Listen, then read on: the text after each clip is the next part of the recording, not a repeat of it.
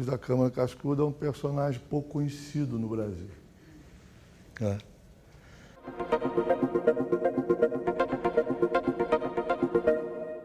O que é uma lacuna, uma coisa que tem que ser explicada. Porque o Cascudo escreveu 150 livros. Nasceu em 1898, morreu em 1986, de modo que quantos anos? 88. Então, 88, 150 livros, quantos livros escreveu por ano? 2, quase 2. Agora, ele escreveu livros substantivos e demorou, em alguns deles, 50 anos para fazê-los.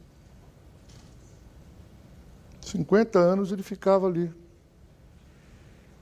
curtindo o livro, 150 livros. E escreveu livros, por exemplo, um deles, A História da Alimentação no Brasil.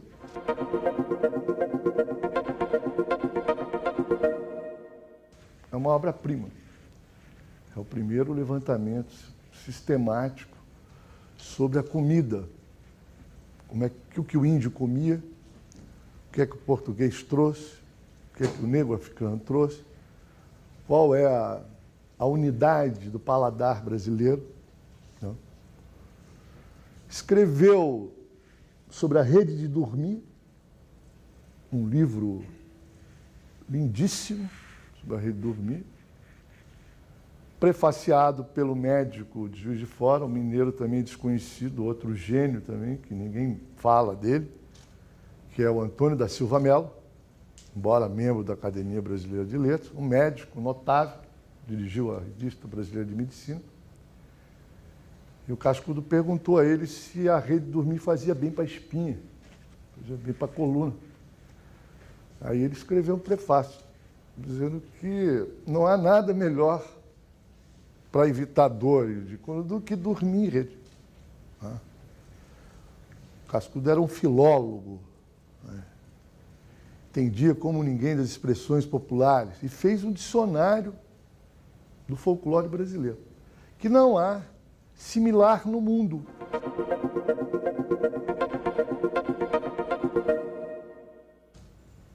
Eu pergunto para as pessoas, não existe num dicionário do folclore do Uruguai, dicionário do folclore da Suíça. O Cascudo fez um dicionário do folclore brasileiro. Ele sozinho, não tinha secretária, ele sozinho fez um dicionário de A a Z, publicado nos anos 50, né, que é uma obra-prima. Né? E se um povo tem um dicionário do folclore, significa o seguinte, que o povo tem a língua. Se ele tem a língua estruturada no folclore, todo mais pode ser feito em função do folclore, inclusive o poder. Tudo, absolutamente. Se você tem uma língua, uma linguagem, o resto se agrega a essa dimensão, porque você se comunica, e a língua. Então ele fez esse trabalho absolutamente monumental, né, de fazer um dicionário do folclore. Folclore é a cultura do povo. Cascudo costuma dizer que um gesto típico do folclore é dar mão. Quem é que inventou dar mão? Quem é que inventou dar adeus? Quantos milênios tem essa atitude? Jogar um beijo, fazer genuflexão. Isso é cultura popular. Então, a característica fundamental do folclore é que ela é uma obra coletiva, anônima, e que não tem tempo, não tem história. É quase como uma experiência sem história, no sentido que perde-se. Né? Então, uma definição que o Cascudo dá de folclore é que o folclore é a presença do milênio no contemporâneo. Ou seja, o folclore é uma experiência antiga que você reatualiza, que você pratica todos os dias. E ele é funcional, ele é pragmático. E só uma coisa pragmática é que o povo continua a exercitar. Porque se não fosse pragmático, o povo não exercitaria. E o folclore abrange o quê? A arquitetura, a maneira de fazer a casa, eu já disse a rede de dormir, a comida, a música, o batuque, o cateretê, o samba. Abrange também as expressões populares, abrange a superstição, pessoa que não passa debaixo da escada, cara que não vai dormir, não deixa o sapato virado, vai lá, tira o sapato, o armário, o cara fecha o armário. Tanto que o Santos Dumont, na casa dele em Petrópolis, você não pode entrar com o pé esquerdo, só pode entrar com o pé direito. Santos Dumont não é nenhum idiota, fez o avião, de modo que a superstição não é atributo só de gente estúpida, ignorante, analfabeta.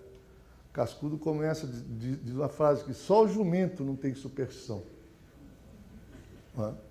Então, a superstição do dia a dia, a pessoa, por exemplo, poetas vão terminar um livro, tem 24, 25 páginas, o cara tem que fazer um poema para dar 26. O transatlântico não tem o número 13,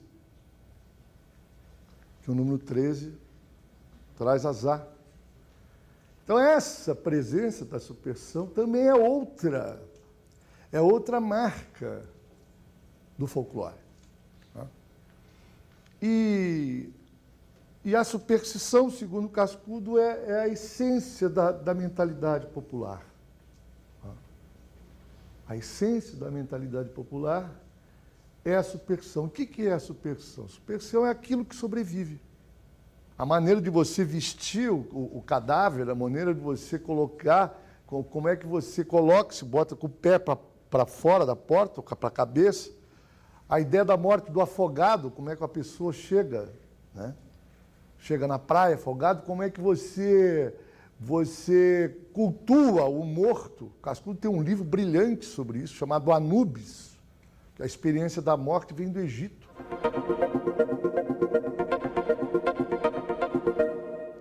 Anubis e outros ensaios, ele tem, que é o morto brasileiro? Coisa genial, né?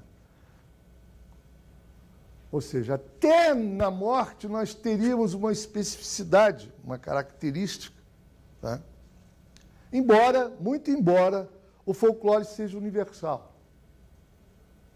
Mas em cada país, em cada cultura, ele tem uma tonalidade específica. Cascudo tem uma frase genial, que todo mundo tem coração, mas o ritmo cardíaco é diferente de cada um.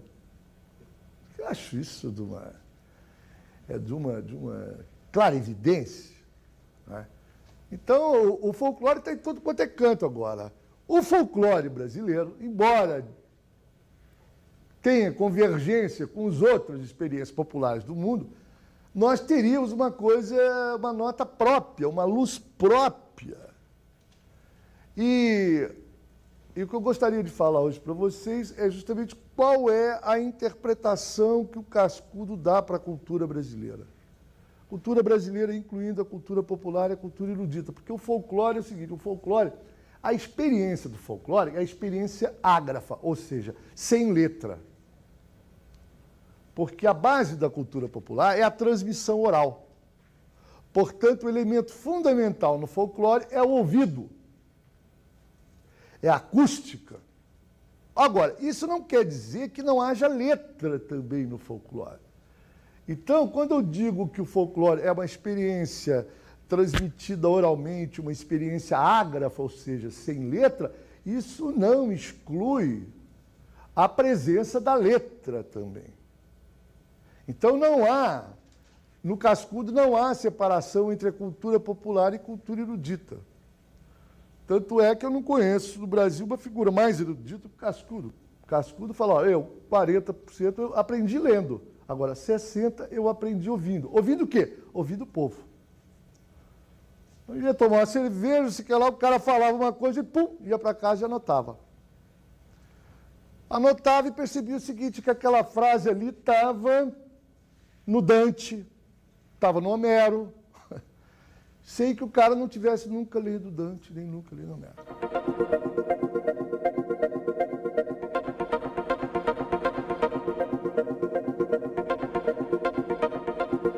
Ele tem um livro, A Presença do Dante na Cultura Popular, ditado no Rio Grande do Sul, que é uma obra-prima, que ele mostra como é que o povo brasileiro pensa igual a Divina Comédia, mas o povo brasileiro não lê e jamais terá lido a Divina Comédia. Então, como é que pode o povo ter uma experiência baseada na Divina Comédia sem ler a Divina Comédia? E o folclore é mistério. Esse é um mistério, eu acabei de anunciar um mistério. Então, ele fala o seguinte, olha, eu pesquisei o povo e vi o seguinte, que a concepção que o povo tem do céu é igual a do Dante. Então, como é que o Dante entrou no Brasil? Como é que o Dante cresceu? Então, quando a gente fala em folclore, é preciso ter em mente isso, que não se trata de um espaço, de uma experiência confinada apenas ao mundo ágrafo, ao mundo da transmissão oral. Inclui também a letra. Tanto é que a literatura de cordel é um elemento fundamental, né? Assim como é também o repentismo, o desafio. Né? O Cascudo tem uma polêmica com o Mário de Andrade, e o Cascudo estava certo.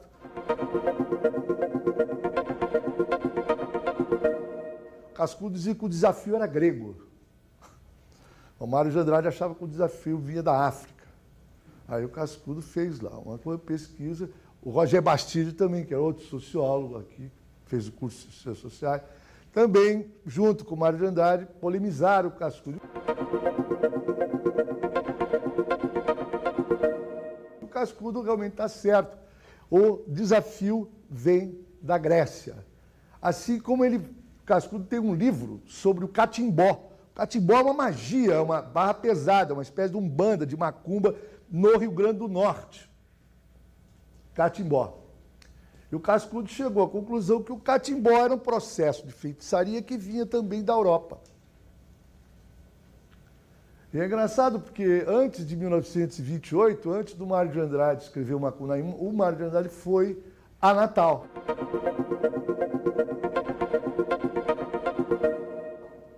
E o Cascudo o recebeu em casa, foi o hóspede do Cascudo. E o Cascudo levou o Mário de Andrade para fechar o corpo no catimbó. E o Mário de Andrade, depois dessa experiência, escreveu o Macunaíma. Eu tenho por mim que, na verdade, o Macunaíma é o Luiz da Câmara Cascudo. Isso não é chute. Quando você fala isso, as pessoas ficam... E é engraçado porque o Mário de Andrade, vai ser uma questão ou outra, mas vou dar aqui uma fofoca. O Mário de Andrade ficou com ciúmes do brilhantismo do Cascudo. Com ciúmes. Por que ciúmes? Porque o Mário de Andrade foi da biblioteca para o folclore. Mário de Andrade foi erudito, culto, ele foi da biblioteca para o folclore. O Cascudo não, o Cascudo foi do folclore para a biblioteca. Ou seja, o Cascudo, ele ouviu, ele teve a experiência de menino no Rio Grande do Norte, onde a cultura popular entrou, né?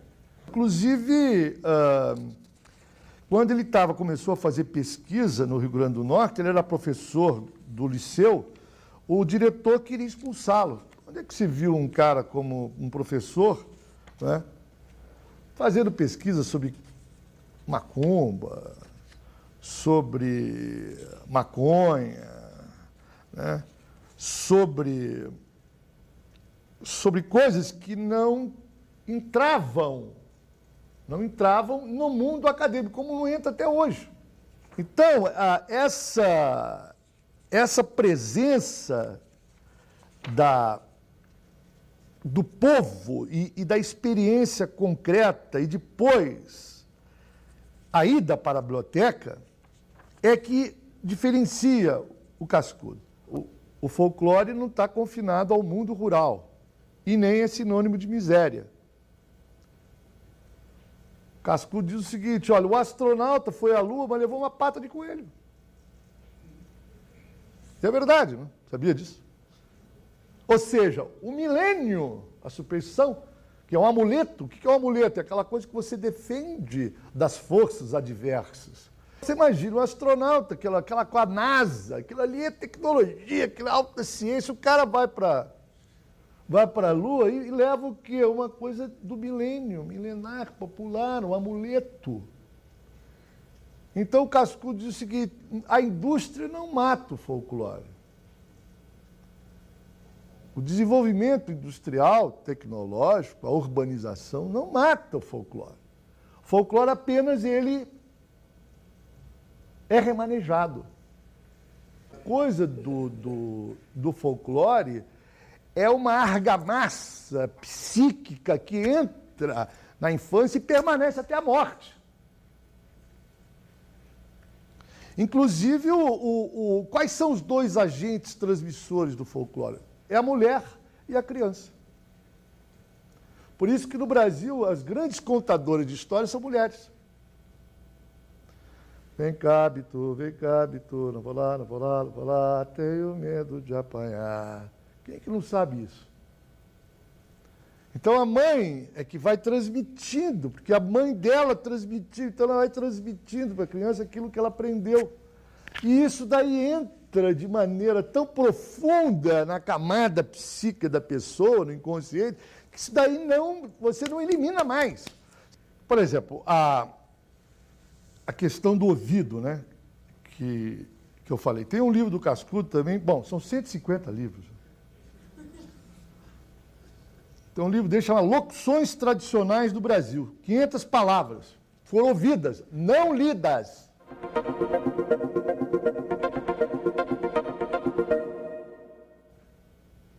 Né? Então, ele diz o seguinte, que ao coletar essas palavras, ele percebeu o seguinte, que o povo brasileiro fala igual o sertão fala uma linguagem da Idade Média, ou da Renascença. Né? Ele diz o seguinte, pô, como é que um analfabeto fala igual o Camões? E é verdade, eu tive na Paraíba, no sertão da Paraíba, a pessoa falava igual o Gil Vicente, sem nunca ter lido Gil Vicente. E é engraçado porque o Cascudo foi amigo do João Guimarães Rosa.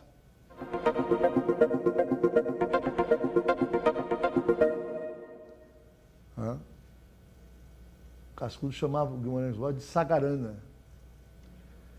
E o João Guimarães Rosa era embaixador, viviam em Baum, Paris, Londres, Amsterdã, escambau. Mas se você tocasse o assunto Paris, Nova York, ele saía correndo. Ficava com sono. Ele só queria falar do Mutum mineiro, sertão mineiro. Ele não queria falar sobre nada, a não ser sobre o sertão de Minas Gerais. Porque era ali que ele ia buscar a sua fonte linguística. Ali que ele ia ouvir a maneira do povo falar.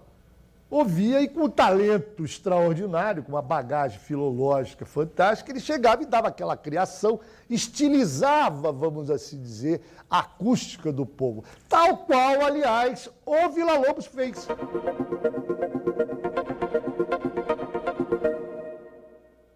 O que o Villa-Lobos fez? O Villa-Lobos fez, Como pode peixe vivo, viver fora da... Ele pegou e estilizou isso, botou Stravinsky, botou toda a informação da música erudita no século XX. Mas baseado no quê? No folclore. Por isso que não pode existir artista sem o conhecimento do folclore. E é por isso que o Cascudo diz, olha, o folclore não desaparece. Nenhum desenvolvimento, a televisão não vai matar o folclore. Né? Se bem que o Cascudo, quando ele pintou a televisão, ele já estava surdo. Né? E, por exemplo, nessas locuções, ele tem frases, por exemplo, cré com cré e lé com lé. Ele vai lá e explica isso. Explica de onde vem sopa no mel. E aí? Sopa no mel. Você usa, não há nada. Quem escreve sabe disso. Às vezes, uma frase feita é um primor, é um prodígio. Você não consegue falar melhor do que... Aí, é sopa no mel. Você pode botar, dar tratos à bola, né? Você não vai escrever nada melhor do que, às vezes... Isso daí, o quê? Essa conferência, para mim, hoje foi o quê? Foi sopa no mel. Todo mundo entende. Então, o Cascudo foi lá. E o que ele foi? Ele foi buscar na acústica, quer dizer, ele foi ouvir, ele não foi ler. E é engraçado, porque ele dizia o seguinte, ele foi professor durante 40 anos, né? E aí ele dizia o seguinte, que ele falava, eu vou ser professor mesmo depois de morto. E ele falou, Luiz da Cunha Cascudo, ensinou e escreveu, nada mais lhe sucedeu. Cascudo gostava de comer. O cara que faz a história da alimentação no Brasil, ele gostava de comer. E ele disse que o chiclete é mexicano, o hambúrguer é inglês, o sanduíche é inglês e o hambúrguer é alemão. De modo que os Estados Unidos não criaram nenhum prato de comida. Eles vão à Lua, matam todo mundo, porque a paz, como diz o Cascudo, é um fenômeno digestivo. Ninguém quer matar depois de uma feijoada. E ele diz que quem come, amansa. O cara que come, ele fica tranquilo, ele não tem esse impulso bélico. E outra coisa, o aspecto da comida. Isso é uma coisa também extraordinária. O Cascudo foi amigo do Josué de Castro.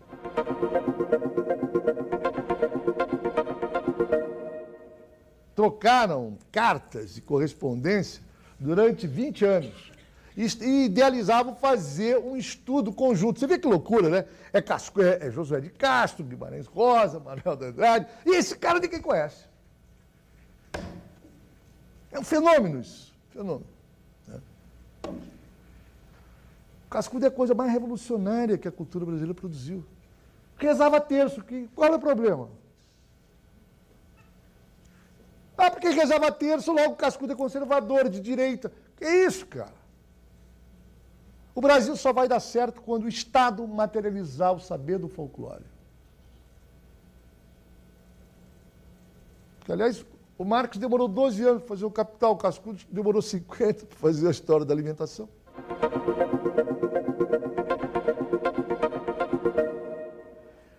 Quanto à fome, o Cascudo trocou correspondência com o Josué, mas não deu certo. Ele falou, José, você quer pesquisar os famintos, eu quero pesquisar os alimentados.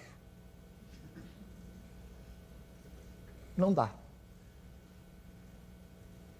E ele diz o seguinte, ele fala, bom, eu não fiz o texto com o livro com Josué, mas eu sei que a fome... Quando é que pintou a fome no Brasil?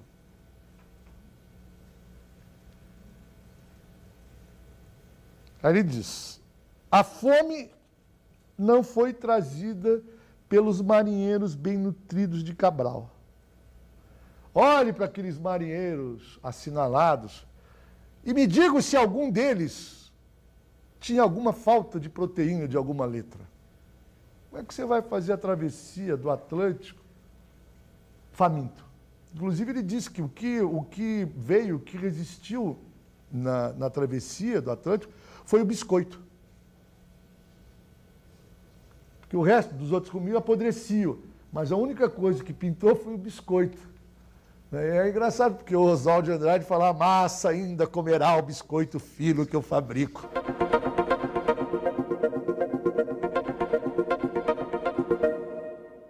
Talvez esse biscoito tenha vindo aqui ali nas naus, nas caravelas de Cabral. Né?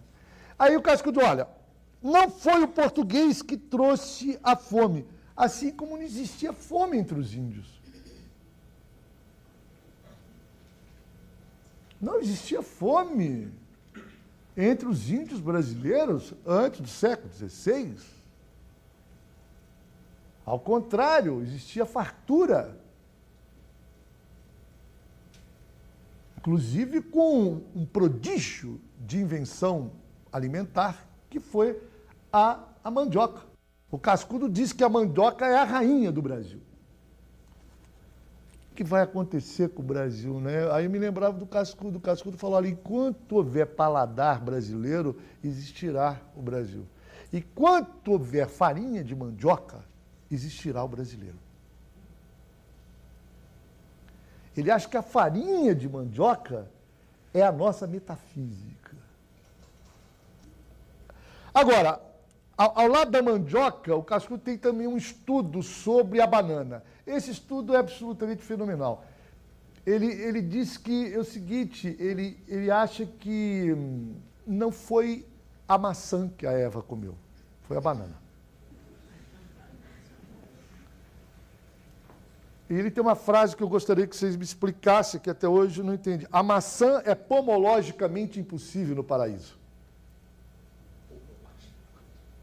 A maçã é pomologicamente impossível no paraíso. Então o começo foi a banana. A banana, segundo o Cascudo, é a fruta mais popular do Brasil. E o miolo da banana apresenta a figura geométrica da cruz. Bom, mas é quem? O intelectual do Brasil que não souber de comida não sabe nada. Não é à toa que os dois maiores cientistas sociais do Brasil entendiam de comida, Gilberto Freire e o Luiz da Câmara Cascudo.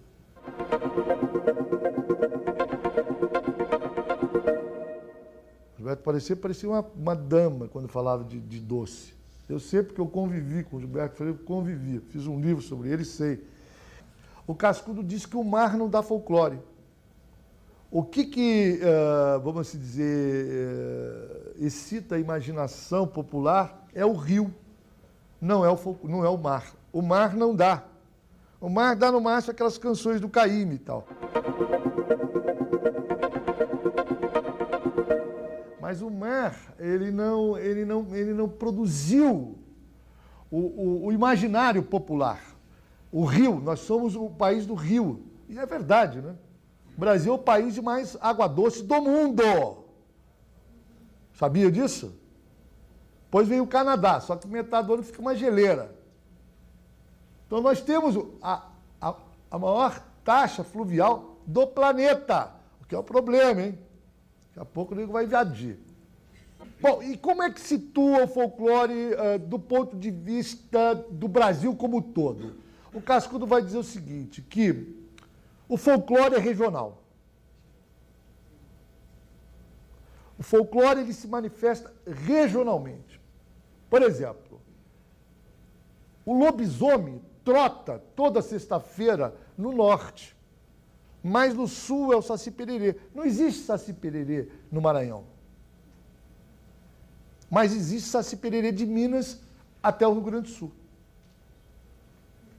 Então, cada lugar do Brasil tem uma nota específica, tem uma cor própria. Então, a cultura popular, ela se manifesta nessa diversidade regional. A questão fundamental no Brasil, a base da cultura popular, é o vigor regional. Cada região tem que ter a sua cultura, Então, o que existe na comida, existe também na cultura. O cateretê, o samba de roda. Né? Então, o Cascudo diz, o folclore, a unidade brasileira, ela é tecida das diversidades regionais. E, realmente, você sai 1 hora do Rio de Janeiro, vai para Petrópolis, muda tudo. Muda o sotaque, muda o paladar, muda a paisagem, muda o clima. Em 1 hora, se sobe a serra, é outra coisa. Então, o Cascudo dizia isso, nós temos que manter essa diversidade regional. Porque aí é que está o vigor da experiência do folclore, está o vigor da cultura popular. Né? E isso tudo numa coisa unificada que é o Brasil. Nós temos uma unidade, e é irrefutável. Existe uma coisa chamada Brasil, realmente, uma coisa que está aí sedimentada. Agora, e isso baseado no quê? Nas diversidades regionais. Esse é um milagre, você ter uma diversidade no meio da unidade. E o Cascudo estudou isso como ninguém. Ele diz que todos os mitos brasileiros têm delírio ambulatório. Nunca o Saci está parado. Olha que coisa genial. Isso daí, para o cara chegar numa dessa, nunca ninguém viu o lobisomem sentado. O Curupira nunca sentou num sofá. Caipora, idem. Todos os mitos brasileiros são erráticos. Eles vivem de um canto para outro. Eles não param. Eles são andarilhos. Olha que coisa. Isso daí é profundo, hein? Isso é profundo, quer dizer. Talvez essa coisa da viagem, né, da coisa de mudar de um lugar para outro, de conhecer, quer dizer, isso daí está na cultura popular. E o povo tem muito orgulho do Brasil ser grande. Entendo? O povão adora o fato do Brasil ser grande. É terrão, hein? Fartura de terra, negatória, pegado do Ceará, dá conta. Pá. O tamanho, a geografia, a dimensão continental do Brasil está imerso na cultura popular. Uma outra coisa.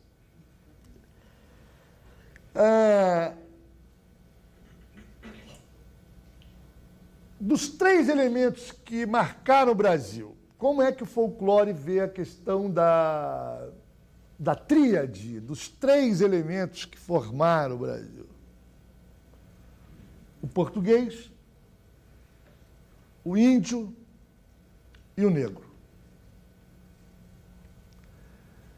Isso é uma questão complexa. Quer dizer, como é que o folclore vê essa questão? Pare bem. O Cascudo vai dizer o seguinte. A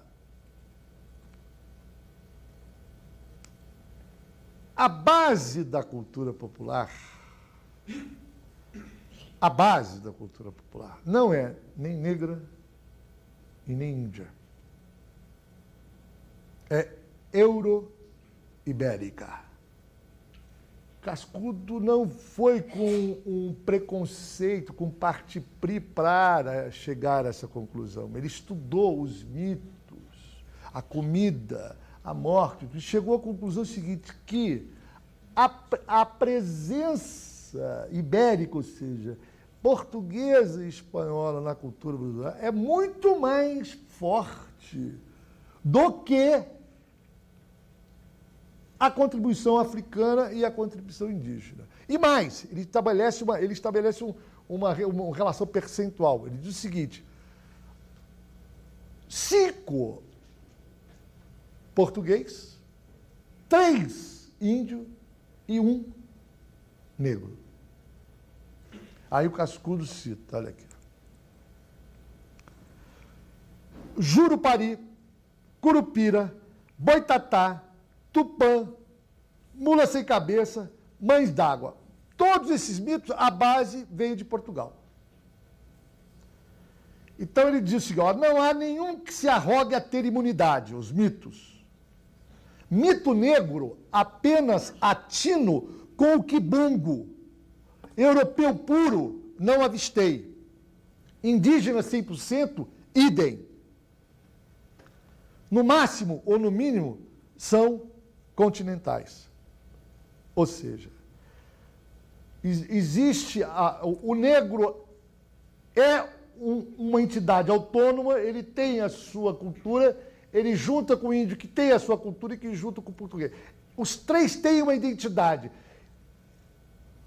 E eles se juntam, dá um sincretismo, mas cada um permanece negro, índio e branco. Isso daí é uma coisa inusitada no mundo da universidade, porque ninguém fala disso.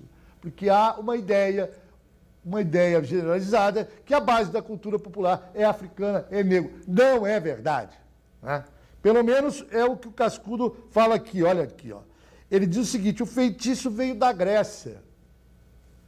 É feitiço da Grécia em mãos africanas. Ele tem uma frase genial, que ele diz o seguinte, que feito pelo negro, não se deduza negro feitiço. Olha que coisa genial. Feito pelo negro, não se deduza negro feitiço. Ou seja, o catimbó,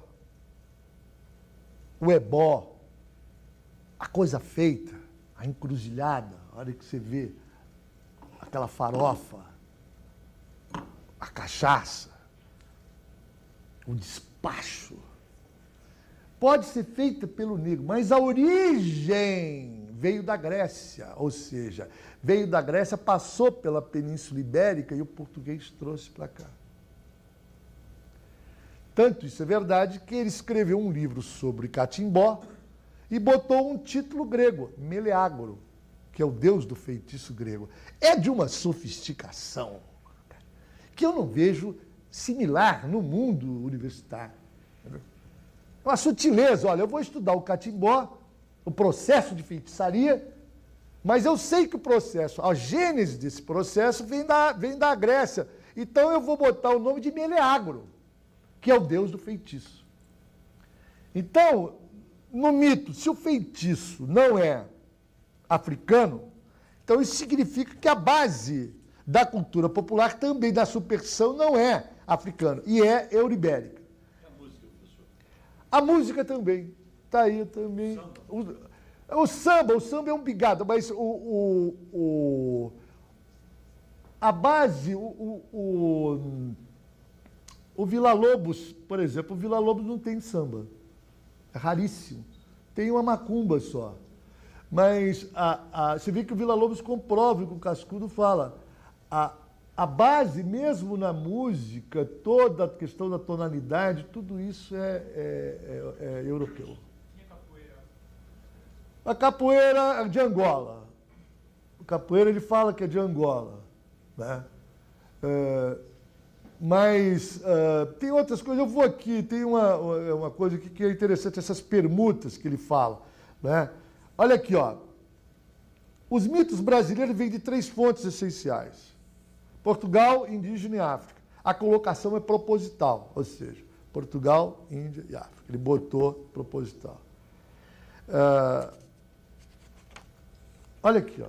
Olha que loucura. Como o negro é mais receptível que o indígena, vemos que a influência aborígene, indígena, é poderosa na Amazônia e a influência negra não é decisiva na Bahia. Então, mas isso não é racismo, percebe? Isso daqui o Cascudo fala, eu sou doutor em preto, pô, eu não tenho nada disso, entendeu? Eu estou constatando, eu fiz um estudo, eu vasculhei o Brasil de cabo a rabo. E a verdade é essa. Há um livro dele chamado Religião no Povo. Pare bem, não é do povo. É religião no povo.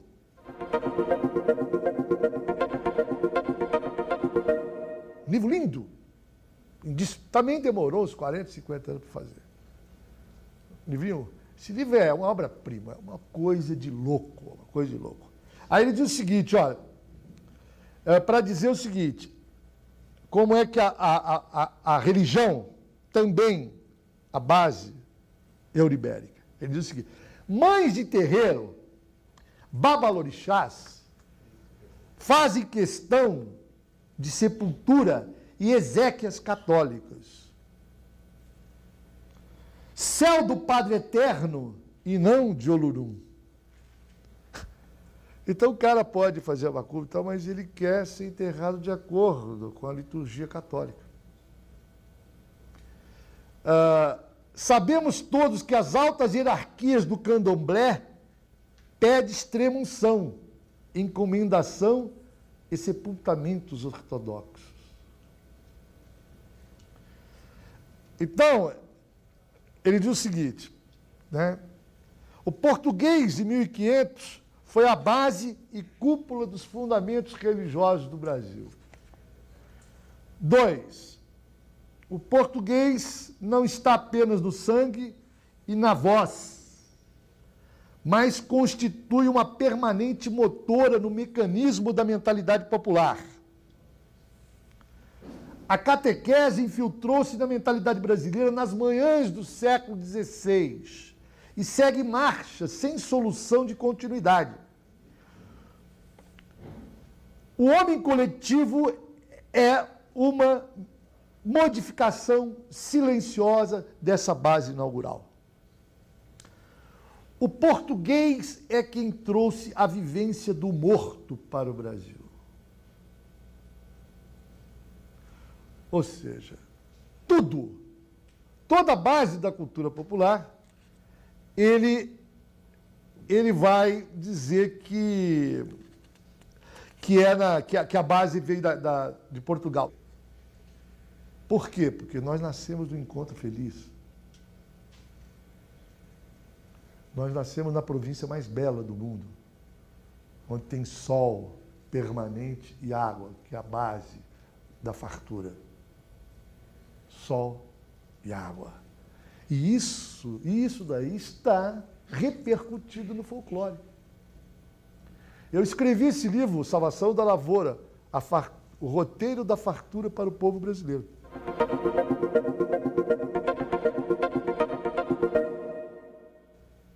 O Brasil nasceu sob o signo da fartura. Isso daqui não tem que ter escassez, pobre, de espécie alguma. É uma irracionalidade total. E isso está expresso no folclore, na alegria do folclore, na vontade de viver do povo brasileiro. Não é só a miscigenação, mas é também esse sentimento jubiloso de uma natureza que não é inimiga. A natureza brasileira é amiga. Nós não temos trovão, não é vulcão, nós não temos neve. O Brasil, claro, o Brasil não é uma ilha, o Brasil não é uma coisa isolada do mundo. Existe permuta cultural, uma coisa interfere. E o folclore mostra isso. Por exemplo, ele diz o seguinte, olha: dar adeus e saudar com a mão agitada ou tocar levemente na fronte não tem idade. Uma história ouvida de um indígena do Amazonas está na Nova Guiné. Esticar a língua é desaforo para os romanos 3 séculos antes de Cristo. Leite de coco veio da Índia. Cuscuz é árabe. A cuíca também. Aí, a cuíca também. Sarapatel é hindu. A dança que denominamos Moçambique não existe em Moçambique. É genial, humor finíssimo. O gesto feio de dar banana é europeu. França, Itália, Portugal, Espanha conhecem e usam. Figura no mosaico em Pompeia. Brasileiro é o nome aplicado à musácea, banana, que, por sinal, é o vocábulo africano. Ou seja, olha, só isso daí, o nível de permuta, né,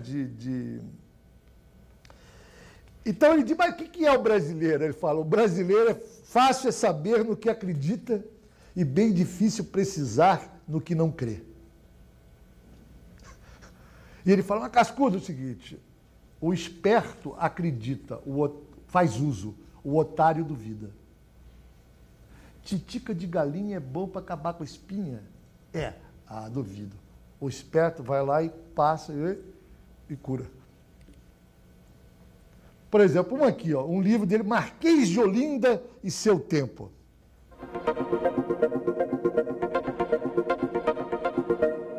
Ele diz o seguinte, o brasileiro não era nada daquilo que se discutia e citava nas câmeras, deputado e tal. O brasileiro era um povo de iaiás e ioiôs, com azeite de dendê e samba, sensual e cúpido, bailaricando lundus, dando facadas, raptando moças, fazendo vida feudal nos engenhos ornamentais. Isso no século XVIII. Né?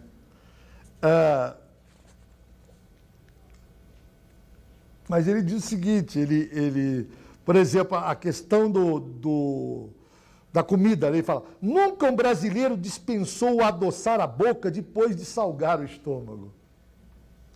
Ou seja, a ideia é que você tem que mandar um doce depois de comer salgado.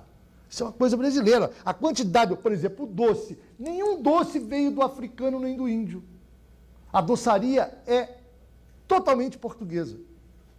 Olha aqui, ó. Olha aqui, amargo, amargo basta a vida.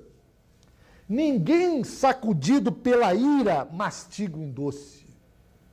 Olha que frase profunda. Ninguém sacudido pela ira mastiga. É claro que se você estiver nervoso, você não consegue comer um doce. Cara, uma frase dessa daqui vale milhões de livros, cara. Qualquer pessoa entende. Entendeu? Outra coisa, olha a frase. Ele diz o seguinte, o africano atravessou o Atlântico na ponta das canas de açúcar. Como é que você vai explicar que o africano atravessou o Atlântico na ponta da cana de açúcar? Quer dizer, é igual no folclore, sai fogo dos olhos da mula sem cabeça. Como é que pode sair fogo dos olhos da mula sem cabeça? Aí ele vai falar, mas a base do folclore é a imaginação, é o assombro. A base do folclore é o delírio. E é verdade. Por quê? Porque o assombro, a ótica do maravilhoso, é o que norteia a cabeça do povo. Aí o Cascudo fala, o verdadeiro não é popular. Olha que coisa profunda, cara. O verdadeiro não é popular.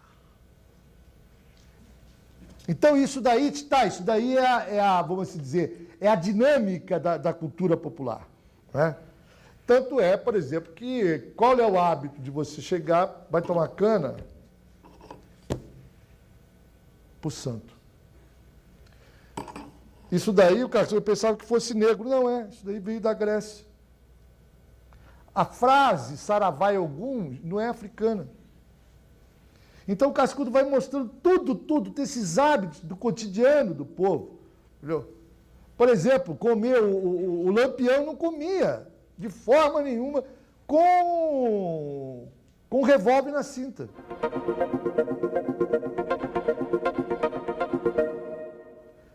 Assim como não comia sem camisa. Então não tem jeito. Existe uma imutabilidade alimentar no povo. Por exemplo, o povo nordestino no sertão não come alface. Não sou largato para comer folha. Não come. Você pode, não, comida light, leve. Não come alface no sertão do Brasil. E isso não tem jeito. Você pode fazer uma campanha, não tem jeito, porque é o hábito. É o hábito alimentar, isso daí não muda. Entendeu? O Cascudo fala, o povo é um clássico que sobrevive, por dentro ele permanece. Entendeu? Bom, falei muito já, né? Vamos parar. Quem quiser, isso daqui não tem fim. Falar do Cascudo é agradável, mas eu não estou à altura. Obrigado.